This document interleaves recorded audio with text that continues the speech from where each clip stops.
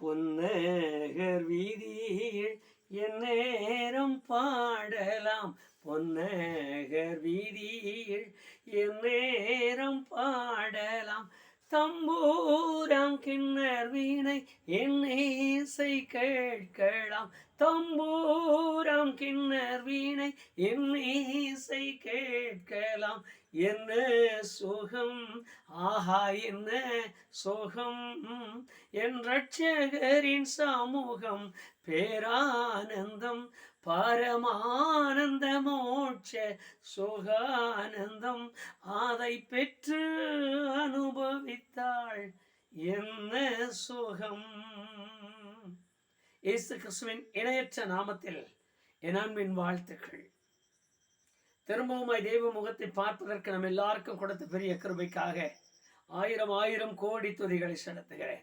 என்றைக்கும் தேவனுடைய ஆவியானவர் நம்முடைய இடைப்பட்ட தமது மகத்துவம் உள்ள கிருபைகளை நமக்குள்ளே விளங்க பண்ணும்படியாக கர்த்தருடைய சமூகத்திலே அப்போஸ்தலனாகிய பவுல் என்கிற அந்த அருமையான கர்த்தருடைய மனுஷனை குறித்துள்ள ஒரு காரியத்தை மாத்திரம் நம்முடைய உணர்வுக்கு கொண்டு வருவோம். மாத்திரமல்ல, விசுவாசிகளானாலும் கர்த்தருடைய ஊழியர்களானாலும் இவைகளை குறித்துள்ள ஆழ்ந்த ஒரு தியானத்திற்கு தேவன் நடத்துவாராக. அப்போஸ்தலர் 22வது அதிகாரம் 10வது வசனத்தில் அப்போஸ்தலனாகிய பவுல் தனக்கு உண்டான தரிசனத்தை அப்படியே சொல்லுகிறார். அப்போஸ்தலர் 9ஆம் அதிகாரத்தில் ஆண்டவர் அவரை சந்தித்த விதம் வித்தியாசமானது என்பதை நாம் அறிவோம். தேவ சபைகளை துன்பப்படுத்தி தேவ ஜனங்களை சிறையாக்கி கர்த்தருடைய சபைகளை சிதறடிக்க பண்ணி சீறி பாய்கிற ஒரு ஓநாய் கூட்டத்தை சேர்ந்த ஒரு மனிதனைப் போல காட்சி அளித்தார். அதே அனுபவத்தில் இருந்தார். காரணம், வேதத்தில் அவரை குறித்து எழுதியிருக்கிறது, நான் பென்யமீன் கோத்திரத்தை சேர்ந்தவன் என்று. பென்யமீன் கோத்திரத்தை குறித்து யாக்கோபு சொல்லும் பொழுது சொன்ன அந்த ஆசீர்வாதமான வார்த்தைகள் கூட நம்முடைய நினைவு விட்டு இன்னும் நீங்காமல் இருக்கும் என்று நான் விசுவாசிக்கிறேன். அப்படிப்பட்ட ஒரு சந்தர்ப்பத்தை பயன்படுத்தி கொண்டிருந்த அப்போஸ்தலனாகிய பவுல் தன் காரியத்தை குறித்து அவர் சொல்லும் பொழுது சொல்லுகிறார், நான் வருகிற வழியில் என் திடீரென்று சடுதியான ஒளி என் மேல் அடித்தது. நான் தரையிலே விழுந்தேன். என்னோடு பேசுகிற ஒரு சத்தத்தை கேட்டேன். என்னோடு கூட வந்தவன் சத்தத்தை கேட்க முடியவில்லை. என்னோடு பேசினவர், நீ எழுந்து இந்த இடத்திற்கு போ என்று சொல்லி என்னை அனுப்பினார் என்று. இப்படிப்பட்ட ஒரு காரியங்களை குறித்து அப்போஸ்தலனாகிய பவுல் 22வது அதிகாரம் 10வது வசனத்தில் எழுதும் பொழுது அவர் அதை சொன்னார். நீ என்ன இடத்திற்கு போ என்று ஒரு உரையும் குறித்து சொல்லி அதற்கு கீழ் தேவன் சொன்னதாக சொல்லுகிற ஒரு காரியம், நீ செய்ய வேண்டியது இன்னதென்று நியமிக்கப்பட்டவைகள் அங்கே உனக்கு அறிவிக்கப்படும். இன்றைக்கு என்னோடு கூட இந்த வசனத்தை தியானிக்கும்படியாகவோ அல்லது இந்த வசனத்தை கேட்டு அவைகளை சிந்திக்கும்படி இருக்கிற அருமையான கர்த்தருடைய ஜனங்களுக்கு நான் இந்த காரியங்களை குறித்து கொஞ்சம் விவரமாக புரிந்து கொள்ளும்படியாக வேண்டும் என்று நான் கேட்டுக்கொள்கிறேன். அதற்கு காரணம், ஜெபத்தோடு வாசிப்போமானால் நமக்கென்று நியமிக்கப்பட்ட சில காரியங்களை தேவன் தீர்மானித்து வைத்திருக்கிறார். நமக்கென்று நியமிக்கப்பட்ட சில காரியங்கள் தேவனுடைய சன்னதியில் இருக்கிறது, தேவனுடைய புஸ்தகத்தில் இருக்கிறது. இந்த நியமிக்கப்பட்ட காரியங்கள் நாம் அறிந்து கொள்ள முடியாமல் இருப்பதால் இன்றைக்கு வேத புஸ்தகத்திற்குள் இதை அறிந்து செயல்பட்டு பரிசுத்தவான்களை தேவன் நம்முடைய கண்களுக்கு முன்பாக நிறுத்தி இருக்கிறார். எப்படி செயல்பட வேண்டும், எப்படி இருக்க வேண்டும் என்று ஆதி காலத்தில் நீங்கள் வாசிக்கும் பொழுது ஆதாமை பார்த்து கேட்டார், நீ எங்கே இருக்கிறாய்? எலியாவை பார்த்து கேட்டார், உனக்கு இங்கே என்ன வேலை என்று கேட்டார். அப்படி ஒவ்வொரு பரிசுத்தவான்களை எண்ணி பாருங்கள். அவர் நியமித்த ஓட்டம், அவர் நியமித்த காரியங்கள், அவர் தீர்மானித்த எண்ணங்கள், அவர் தீர்மானிக்கப்பட்டவைகளை நிறைவேற்றப்படாமல் இருக்கிற அல்லது நிறைவேற்றுவதற்கு தன்னை அர்ப்பணித்து கூடாமல் இருக்கிற ஒவ்வொருவரையுமே பார்த்து அவர் அந்த கேள்வி கேட்கிறார். இன்றைக்கு இருக்கிற இந்த உலகம் வித்தியாசமான நிலையில் மாறிக்கொண்டிருக்கிறது. நம் எல்லாருக்கும் தெரியும். ரகசியமானது ஒன்றுமில்லை.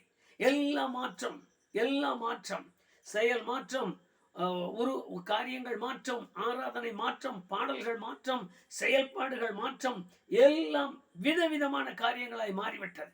அதற்கு காரணம், நாம் காலத்திற்கு தகுந்தது போல, நேரத்திற்கு தகுந்தது போல அவரை ரட்சிக்க அப்போஸ்தலனாகிய பவுல் ஒரு வார்த்தை வேறு சொல்லிவிட்டு போயிட்டார்.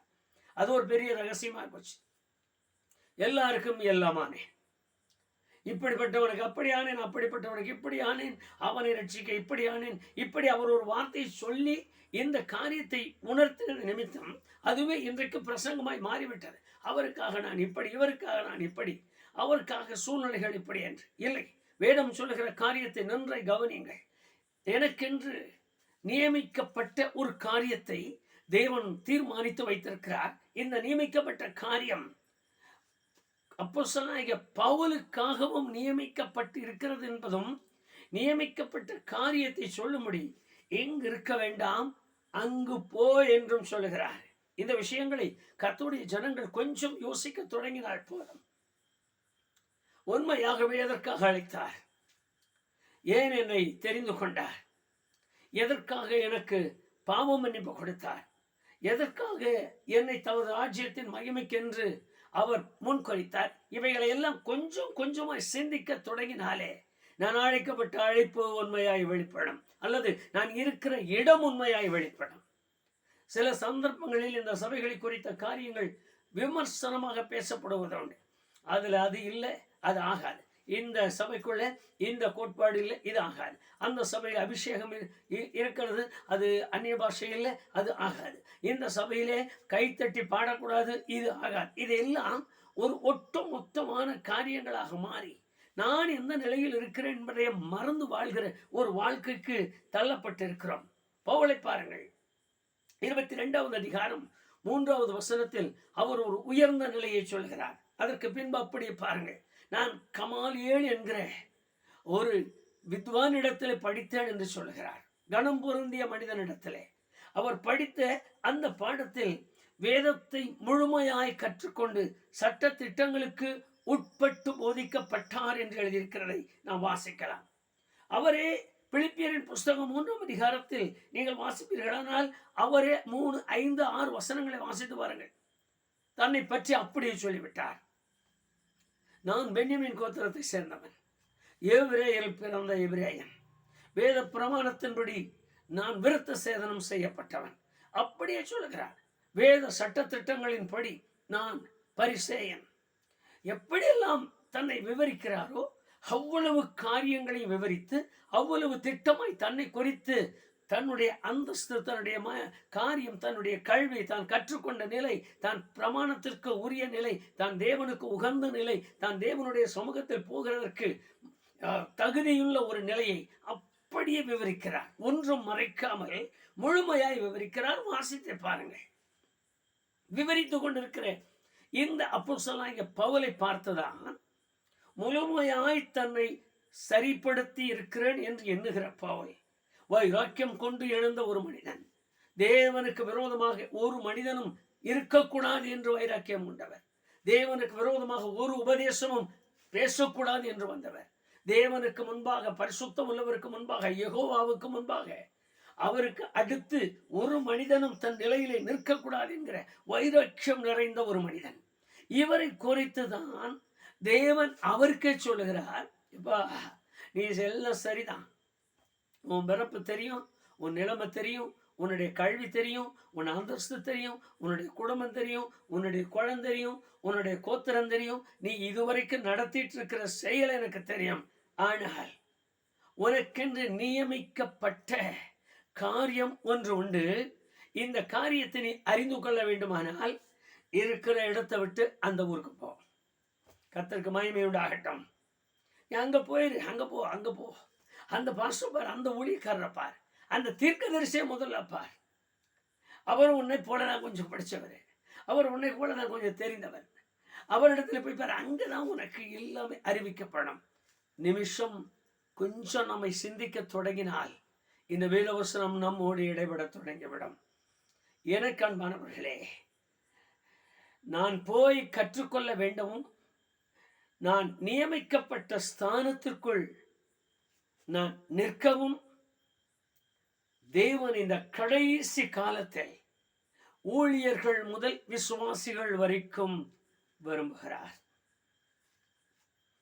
எத்தனை இடங்களில் இன்றைக்கு ஞானஸ்நானம் இல்லாத காரியங்கள், எத்தனை இடங்களில் இன்றைக்கு பரிசுத்தாவின் அபிஷேகம் இல்லை என்றே சொல்லுகிற நிலைமைகள், எத்தனை இடங்களில் இன்றைக்கு வரங்கள் கிரியை இல்லை என்று சொல்லுகிற இடங்கள், எத்தனை இடங்கள் கைத்தட்ட வேண்டாம் என்று சொல்லுகிற இடங்கள், எத்தனை இடங்கள் அப்படி எழுதியிருக்கிறதா, இப்படி எழுதியிருக்கிறதா, இதை செய்தீர்களா, இதை செய்வீர்களா என்று சொல்லுகிற இடங்கள். அப்படியே கொஞ்சம் உங்களை கவனித்து பாருங்கள். இந்த நிலையில் நான் தேவனாலே நியமிக்கப்பட்ட நியமனத்தை அறிய வேண்டுமானால், நான் என்னுடைய வம்ச வரலாறுகளையும் என்னுடைய சரித்திர காரியங்களையும் எனக்கு இருக்கிற ஆரம்ப காலத்திலிருந்து எனக்கு பழக்கப்பட்ட இடங்களையும், நான் கடைபிடித்து வருகிற ஆசாரங்களையும், அல்லது நான் கடைபிடித்து வருகிற சபைக்குரிய அந்த காரியங்களையும் நான் கொஞ்சம் தள்ளி வைக்க வேண்டிய கட்டாயம் வருமானால் தள்ளி வைத்தே ஆக வேண்டும். அதற்கு வேறு காரியங்கள் இல்லை. ஐயா, ரட்சிக்கப்பட வேண்டுமானால் அதை செய்தே தீர வேண்டும். ரட்சிக்கப்பட வேண்டுமானால் அதை நடப்பித்தே ஆக வேண்டும். தேவ பிரசன்னத்தை உணர வேண்டுமானால் அதை செய்தே தீர வேண்டும். தேவன் வல்லமையாய் பயன்படுத்துகிற அவருடைய கரத்தின் கருவியாய் மாற வேண்டுமானால் ஏது வேண்டாமோ அவர் சொல்லுவதை, ஏது வேண்டாமோ, இல்லை நான் படிச்சு முடிச்சுட்டேயா, இல்லை நான் அதை கற்றுக்கொண்டேன், இல்லை நான் அவைகளில் எல்லாம் தேறினவனாய் நிற்கிறேன். எனக்கு தெரிந்த ஒரு காரியம் ஒன்று போய் நின்று உட்கார்ந்து கொஞ்ச நேரம் கவனிக்க ஆரம்பித்த உடனே அங்கு பாடம் நடத்துகிற ஆசிரியர் அவர் தேவனை குறித்து பேச வேண்டும் என்று விரும்பினார். அவர் பேசும் பொழுது தேவன் என்று சொல்லுகிற பெயரே தவறு அப்படின்னார். ஆச்சரியமா இருந்தது. இவ்வளவு காலங்கள் வேதத்தில் தேவன் தேவன் தேவன் என்று எழுதியிருக்கிறார். அந்த காரியத்தை குறித்து அவர் சொல்லும் பொழுது தேவன் என்று சொல்லக்கூடாது, ஒரு வரியை சொல்லிட்டு அடுத்த வார்த்தையை சொன்னார், கடவுள் என்கிற வார்த்தை தான் சரி. ஏன் கேள்வி கேட்டேன், ஏனையா அதனுடைய காரியங்கள் என்ன? தேவன் என்று சொல்லுவது அந்நிய தேவர்களுக்கு வைத்த பெயர் என்று, அந்நிய தேவர்களுக்கு வைத்த பெயர். ஆகவே நான் தேவன் என்று சொல்லக்கூடாது. இன்றைக்கு எவ்வளவு வித்தியாசமான நிலைமைகள் ஏறிவிட்டது. இன்றைக்கு சாதாரணமான நிலைமைகள் நடந்து விட்டது. ஒரு முறை ஒரு கர்த்தருடைய பந்தியை நடத்துவதற்காக போயிருந்தேன். நடந்த சம்பவத்தை சொல்லிக் கொண்டிருக்கிறேன். பந்தி நடத்துவதற்கு எல்லாம் ஆயத்தப்பட்டது. செய்ய வேண்டிய சீரான காரியங்கள் எல்லாம் செய்து முடிக்கப்பட்டது. அப்பத்தை எடுத்து எல்லாருக்கும் கொடுத்தேன். அப்பம் கொடுத்து எல்லார் கைகளிலும் கொடுத்து எல்லாரும் சாப்பிடுங்க சொல்லிட்டு ரசம் எடுத்து கொடுக்கலாம் என்று அந்த ரசத்தை கையில் எடுத்தேன். அது ஒரு வித்தியாசமாக இருந்தது. ரசம் கொஞ்சம் மாதிரியாக இருந்தது. ஊற்றி இன்னொரு பாத்திரத்தில் ஊற்றி கலக்கி பார்த்தேன். அது இந்த பழைய காலத்தில் உங்களுக்கு ஞாபகம் இருக்கும்னு நினைக்கிறேன். லவ்வோன்னு சொல்லி ஒன்று வரும், ஒரு நல்ல பானம், குளிர்பானம். அந்த லவோ உடைச்சி அதில் ஊற்றிருந்தாங்க. அது ரசம் அல்ல, திராட்சை ரசம் அல்ல, லவோ. அந்த பானம் அந்த நல்ல இனிப்பாக இருக்கும். அதை மக்கள் வயிற்றோட்டம் போகிறவங்கெல்லாம் வாங்கி குடிப்பாங்க. வயிற்று உள்ள அந்த வயிறு ஒரு மாதிரியாக இருக்குது, எனக்கு சரியாக போகலை, கொஞ்சம் வயிற்றால் போகுதுன்னு சொன்னால் அந்த வாங்கி குடிப்பார்கள். அந்த பாத்திரத்தில் இருக்குது. அங்கே இருக்கிற அந்த பாஸ்டர் இடத்துல கேட்டேன், என்னையா இது அவசரத்துக்கு லவோ தான் வாங்கினாங்க. ஏன் திராட்சை கிடைக்கலைங்க, திராட்சை ரசமும் கிடைக்கல, அதனால் இதை வாங்கியிருக்கேன். ஆபத்துக்கு பாவம் கொடுக்கலங்க, நாங்கள்லாம் இதுதான் அவசரத்துக்கு நான் கொடுத்துட்டு போயிடுவேன். எவ்வளவு கல்வி கற்றிருந்தாலும், எவ்வளவு வேற காரியங்களை அறிந்திருந்தாலும், சில காரியத்தில் தேவன் நம்மிடத்தில் விரும்புகிற, நம்மிடத்தில் எதிர்பார்க்கிற காரியம், அப்பா இங்க இரு, நீ செஞ்சதெல்லாம் சரி, பிறப்பு சரி, வளர்ப்பு சரி, இருந்த இடம் சரி, கற்றுக்கொண்டது சரி, உன் குலம் சரி, உன் கோத்திரம் சரி, உன் நியாயப்பிரமாணம் சரி, உன்னுடைய விருத்த சேதனம் சரி, உனக்கு உண்டானது எல்லாம் ரொம்ப சரி, நான் எல்லாவற்றையும் ஒத்துக்கொள்கிறேன். ஆனால் ஒன்று, நீ செய்ய வேண்டும் என்று தீர்மானிக்கப்பட்ட சில பெரிய தீர்மானங்கள் உனக்காக நான் தீர்மானித்து வைத்திருக்கிறேன். இந்த தீர்மானங்களை நீ அறிந்து கொண்டால்தான் நீ எனக்கேற்ற ஒரு பாத்திரமாய் இனி மாற முடியும். ஆகவே இதை தெரிவதற்கு இந்த இடத்திலிருந்து எழுந்து இந்த இடத்திற்கு போ. என் ஆண்டவருக்கு மகிமை உண்டாகட்டும். என்னை கேட்டுக்கொண்டிருக்கிற கர்த்தருடைய மனுஷனே, கர்த்தருடைய மனுஷியே, விசுவாசியானாலும் சரி, ஊழியர்களானாலும் சரி, வேதத்தை திறந்து பாருங்கள். என் ஐதீகம் எனக்கு அல்ல, மறந்துவிட வேண்டாம். என் கல்வியின் மேன்மை எனக்கு அல்ல, மறந்துவிட வேண்டாம். என் பழக்க வழக்க தோஷங்கள் எனக்கு அல்ல, மறந்துவிட வேண்டாம். எனக்கு ஆதி காலத்திலிருந்து நாங்கள் இப்படித்தான் சபையிலே வாழ்கிறோம், இது எங்களுக்கு உண்டான பழக்கங்கள், இது எங்களுக்கு உண்டான காரியங்கள், மறந்து போக வேண்டாம், அவைகள் அல்ல, அவைகள் அல்ல என்பதை தேவன் தீர்மானிப்பாரானால் நான் ஏமாந்து போவேன். இவைகள் சரியல்ல என்று தேவன் தீர்மானித்து விட்டால் என்னுடைய எல்லாம் எனக்கு வீணாய் மாறிவிடும். பவுலை பார்த்து சொல்லுகிறார், பவுல் சொல்லுகிறார், நான் பரிசேயர், நான் சரியான மனுஷன், என்னுடைய தகுதி, என்னுடைய குளம், என்னுடைய கோத்திரம் எல்லாம் வரிசையா கேட்டார். அவர் சொன்னார், சரியில்லப்பா, எல்லாம் சரிதான், ஆனா இப்போ நீ செய்ய வேண்டியதை தீர்மானிக்கப்பட்டிருக்கிற ஒரு இடம் இருக்கு. அந்த இடம் தேவனுடைய அபிஷேகம் நிறைந்த இடம். அந்த இடம் சத்தியத்தை மாத்திரமே கை கொள்ளுகிற இடம். அந்த இடம் வேத பிரமாணத்திற்கு மட்டுமே கட்டுப்படுகிற இடம். அந்த இடம் சமயத்துக்கு ஏற்றது போல மாற்றம் கொள்ளுகிற இடம் அல்ல. என்ன நடந்தாலும் ஒரே விதமாய் தன் விசுவாசத்தை காத்து கொள்ளுகிற இடம். அந்த இடம் தேவ பிரசன்னத்தின் மகிமைக்கு முதலிடம் கொடுக்கிற இடம். அந்த இடம் உலகத்தின் பழக்க வழக்கங்களை உதறி தள்ளுகிற இடம். அந்த இடம் உலகத்தினுடைய ஆசாபாசங்களுக்கு இடம் கொடுக்காத இடம். அந்த இடம் பிரசங்கிக்கிறது ஒன்று, செய்கிறது ஒன்று, அப்படி இல்லாத இடம். அந்த இடம் ஏதோ காரியமாய் நடந்தால் போதும் என்று ஓடுகிற இடம் அல்ல, தங்கள் ஜீவனையும் கொடுக்க துணிந்திருக்கிற விசுவாசிகள் நிறைந்த இடம். வேதத்தில் எழுதியிருக்கிறதையா, வேதத்தில் எழுதியிருக்கிறது. ஒருவேளை உங்களோடு ஆவியானவர் இடைபடுவாரானால் என்னோடு கூட உட்கார்ந்து அழுது புலமுங்க. என்னை குறித்த உம்முடைய தீர்மானம் என்ன? நான் எங்கு போய் உம்முடைய தீர்மானத்தை நிறைவேற்ற வேண்டும்? நான் எந்த இடத்தில், யாரிடத்தில் போய் இந்த தீர்மானங்களை அறிய வேண்டும்? நான் எப்படிப்பட்ட விதத்தில் இந்த தீர்மானங்களை புரிந்து கொள்ள வேண்டும் என்று உங்கள் உள்ளங்களை ஆண்டவருக்கு முன்பாக திறந்து விடுங்கள். உங்கள் இருதயத்தை திறந்து எல்லா ஐதீகங்களையும் மறந்து விடுங்கள். யார் என்ன சொல்வார், அவர் என்ன சொல்வார், இவர் என்ன சொல்வார், எனக்கு அவர் இப்படி செய்து கொடுத்தார், அப்படி செய்து கொடுத்தார், யார் எப்படி செய்து கொடுத்தாலும் சரி, பலன் கொடுக்கிறவர் அவர் கொடுத்து விடுவார். என்னை கடனாளியாய் மாற்ற மாட்டார். ஆனால் நான் மாத்திரம் அவருக்கு கடனாளி என்பதை மறந்துவிட வேண்டாம். என்னை குறித்த தீர்மானம் அறிந்து கொள்ள முடியுமா? அதற்காகத்தான் இன்றைக்கு தெய்வ சமூகத்தில் ஒரு நிமிஷம் இந்த அப்போஸ்தலனாகிய பவுலுடைய அனுபவங்களை உள்ளத்திலே கொண்டு வந்து முழங்காலில் நின்று, ஐயா, நான் செய்ய வேண்டிய உம்முடைய தீர்மானம் எனக்கு விளங்க பண்ணும். எதுவானாலும் சரி, உமக்காக விட வேண்டியது இருக்குமானால் நான் வெறுத்து தள்ள ஆயத்தப்பட்டிருக்கிறேன். அப்படி சொல்லி கர்த்தருக்கு முன்பாக அர்ப்பணிக்க முடியுமா? நல்ல பிதாவே, நாங்கள் இந்த வேத வசனத்தை வாசிக்கும் பொழுதெல்லாம் கர்த்தாவே, ஒவ்வொரு காரியங்களாய் நாங்கள் உணர வேண்டியவர்களாய் நிற்கிறோம். அப்போஸ்தலனாகிய பவுலை இப்பொழுது நாங்கள் கொஞ்ச நேரம் கவனித்தோம். அவருடைய தன்மை, அவருடைய அந்தஸ்து, அவருடைய மேன்மை, அவருடைய கல்வி, அவர் அடைந்த அனுபவங்கள், அவர் தேவனுக்காக கொண்ட வைராக்கியங்கள், அவருடைய விருத்த சேதனத்தின் தன்மை, அவர் வேத பிரமாணத்தின் கை கொள்ளுத முறை, எல்லாவற்றையும் நாங்கள் கவனித்தோம். ஆனாலும் இவைகளின் நடுவிலே அவர் கேட்ட ஒரு சத்தத்தை தான் நாங்களும் வாசித்து மன உடைந்து போயிருக்கிறோம். நீ செய்ய வேண்டியது உனக்கு அங்கு அறிவிக்கப்படும், உனக்காக நியமிக்கப்பட்டவைகள் அங்கு அறிவிக்கப்படும் என்று. ஒருவேளை எங்களை பயன்படுத்தும்படியாக, உபயோகிக்கும்படியாக, உமக்கு ஏற்ற பிள்ளைகளாய் நிலைநிறுத்தும்படியாக, உம்முடைய பிள்ளைகளுக்காக தீர்மானிக்கப்பட்ட தீர்மானங்கள் ஆண்டவரே இன்று வரைக்கும் வெளிப்படாமல் அவர்கள் என்ன செய்வதென்று அங்கலாய்க்கிறவர்களாய் காணப்படுவார்களானால், என்னோடு கூட கண்களை மூடி தங்கள் ஜெப வேளையில் நிற்கிற ஒவ்வொருவரோடும் கூட உம்முடைய வார்த்தை இடைப்படட்டும்.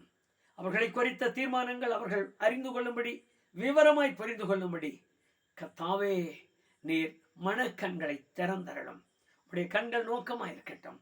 அறிந்து உமது நாமத்தை கனமன்ன உமக்கு உகந்த பாத்திரமாய் பயன்பட அவர்களை செயலாக்கும், கிருபைக்குள்ளாக்கும். இயேசு கிறிஸ்துவின் நாமத்தினாலே ஜெபிக்கிறேன் பிதாவே, ஆமென், ஆமென். விசேஷித்த தீர்மானங்களை தீர்மானித்து தமக்கு பயந்தவர்களை பயன்படுத்தும்படி உபயோகப்படுத்துகிற ஆண்டவர் உங்களை குறித்துள்ள விசேஷித்த தீர்மானங்களின்படியே உங்களையும் மேன்மைப்படுத்தி பயன்படுத்துவாராக. ஆமென். ஆமென்.